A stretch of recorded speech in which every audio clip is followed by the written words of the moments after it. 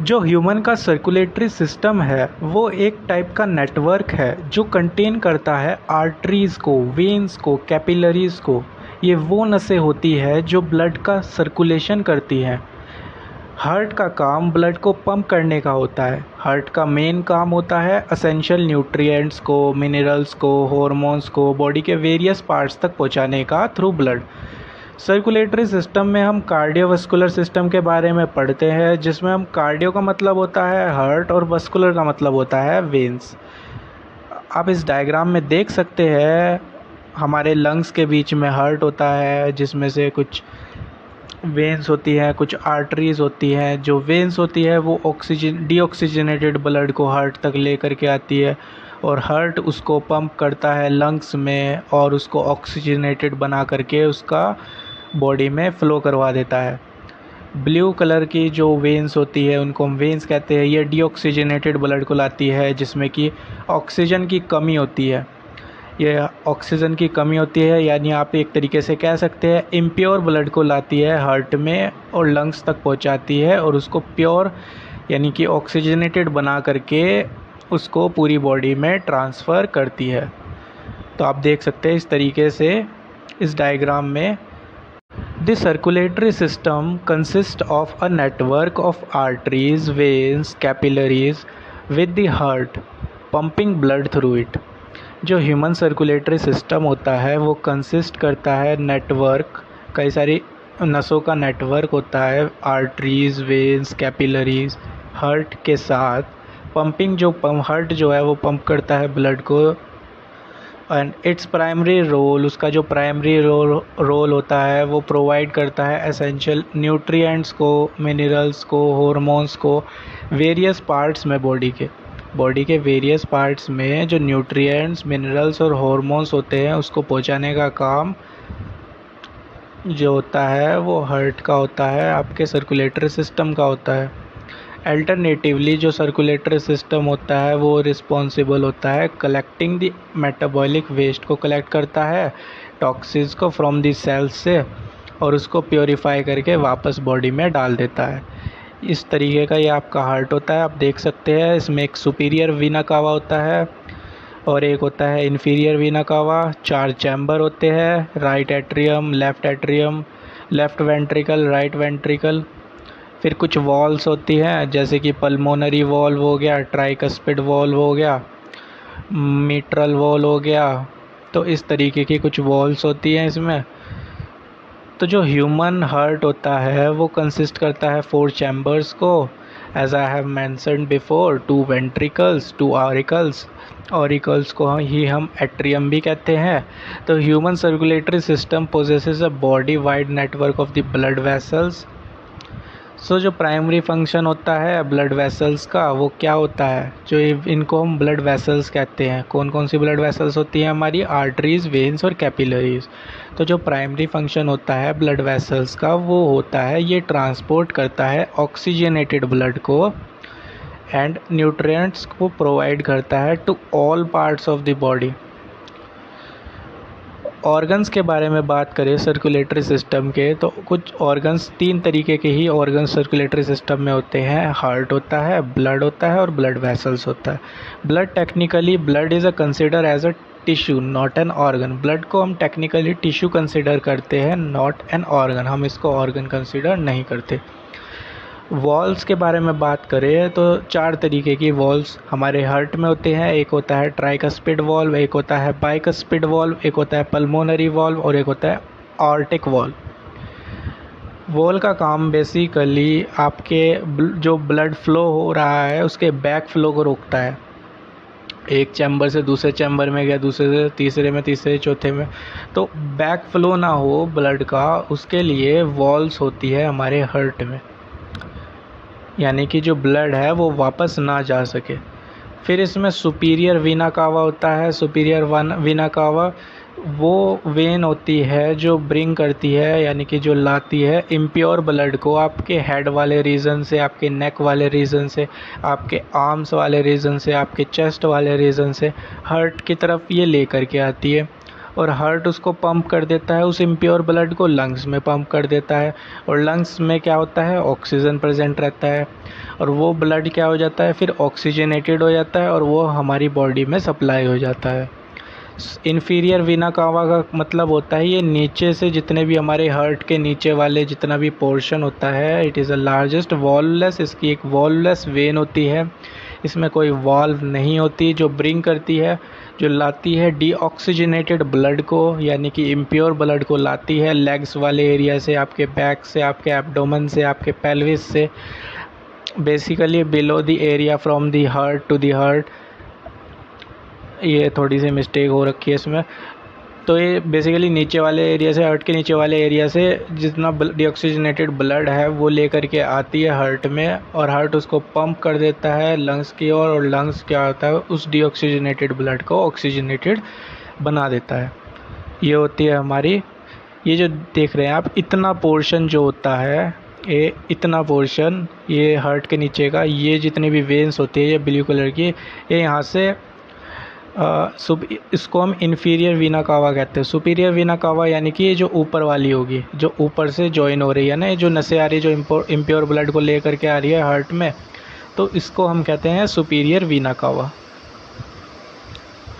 Aorta का काम क्या होता है? ऑर्टा का काम होता है सुपीरियर वीना कावा और इन्फीरियर वीना कावा जो होता है वो इम्प्योर ब्लड को लाता है लंग्स में, जबकि जो ओर्टा होता है वो ट्रांसफ़र करता है प्योर और ऑक्सीजनेटेड ब्लड को from lungs to the body. Pure और ऑक्सीजनेटेड ब्लड को ट्रांसफ़र करने का काम बॉडी में ओर्टा का होता है।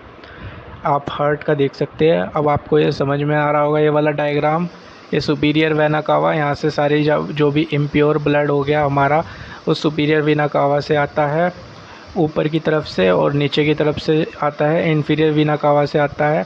फिर हार्ट के 4 चैम्बर्स में जाता है, राइट एट्रियम में जाता है, फिर राइट वेंट्रिकल में जाता है डीऑक्सीजनेटेड ब्लड, फिर ऑक्सीजनेटेड होकर के जो वो लंग्स में जाता है, उस हार्ट उसको पंप करता है लंग्स की तरफ, और लंग्स से ऑक्सीजनेटेड ब्लड जो होता है वो लेफ़्ट वेंट्रिकल में आता है, फिर लेफ़्ट एट्रियम में, फिर ऑर्टा में आकर के वो डिस्ट्रीब्यूट होता है हमारी पूरी बॉडी में। इस तरीके से हार्ट का डायग्राम हो। हार्ट एक पंपिंग ऑर्गन होता है ब्लड का। A new born baby heart weight is about 20 gram. एक न्यू बॉर्न बेबी के हार्ट का जो वज़न होता है वो 20 ग्राम का होता है।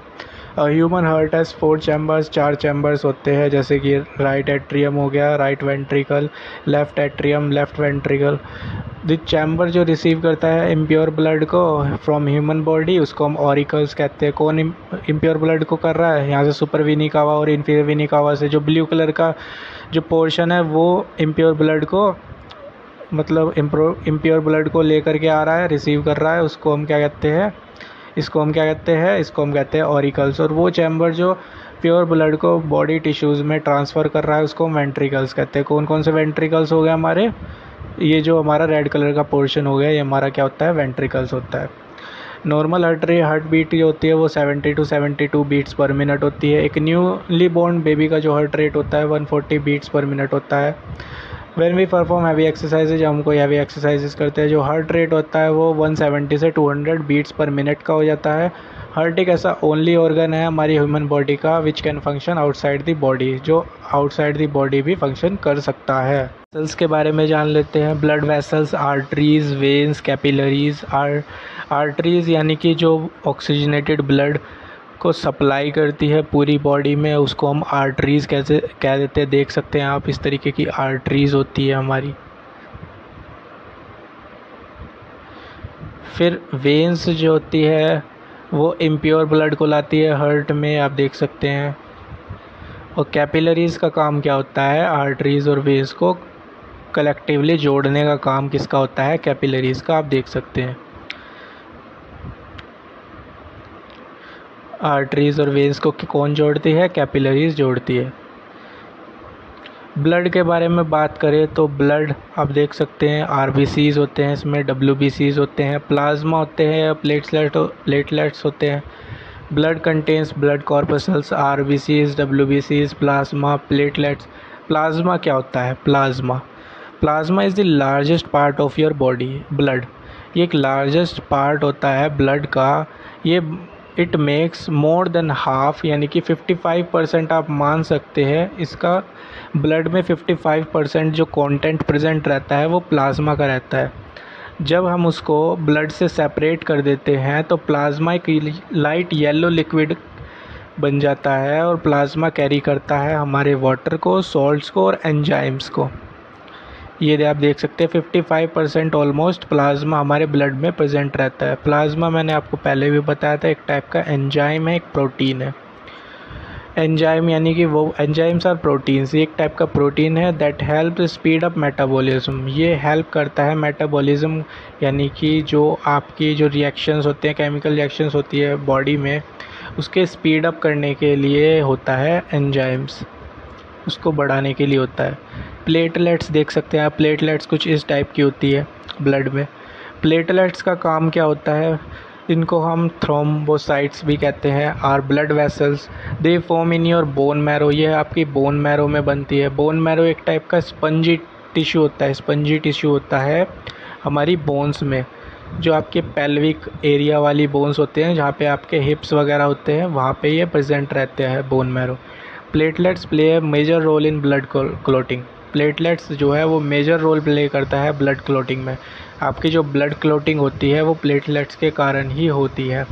Normally when one of your blood vessel is injured, जब आपकी कोई ब्लड वेसल इंज्योर हो जाती है तो आप ब्लीड करना शुरू कर देते हैं, you start to bleed. Bone marrow आप देख सकते हैं इस टाइप से, एक टाइप का स्पंजी टिश्यू होता है जो आपकी बोन में प्रेजेंट रहता है। इसमें आपके RBCs बनते हैं, WBCs बनते हैं। Bone marrow is found in the centre of the most bones, centre में प्रेजेंट रहता है कई सारी बोन्स के। And has many blood vessels, इसके पास कई सारी ब्लड वेसल्स होती है। There are 2 types of the bone marrow, red और येलो। 2 टाइप की बोन मैरो होती है, एक तो रेड होती है आप देख सकते हैं और एक होती है येलो। रेड ऊपर आप देख सकते हैं, येलो बोन मैरो आप नीचे देख सकते हैं, इस तरीके से होती है।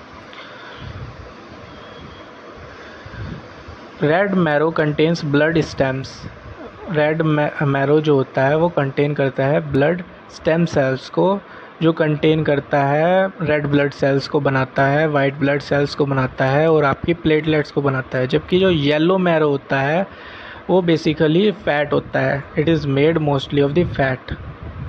How much blood is formed in 1 day in human, एक दिन में ह्यूमन में कितना ब्लड जो होता है वो बनता है। जो रेट होता है ब्लड का सेल फॉर्मेशन का वो डिपेंड करता है इंडिविजुअली, बट जो टिपिकल प्रोडक्शन हो सकता है, जो हम एवरेज मान के चलते हैं, वो 200 बिलियन रेड ब्लड सेल्स बनते हैं हमारे पर डे और 10 बिलियन वाइट ब्लड सेल्स बनते हैं हमारे, एंड 400 बिलियन प्लेटलेट्स हमारी एक दिन में बनती है।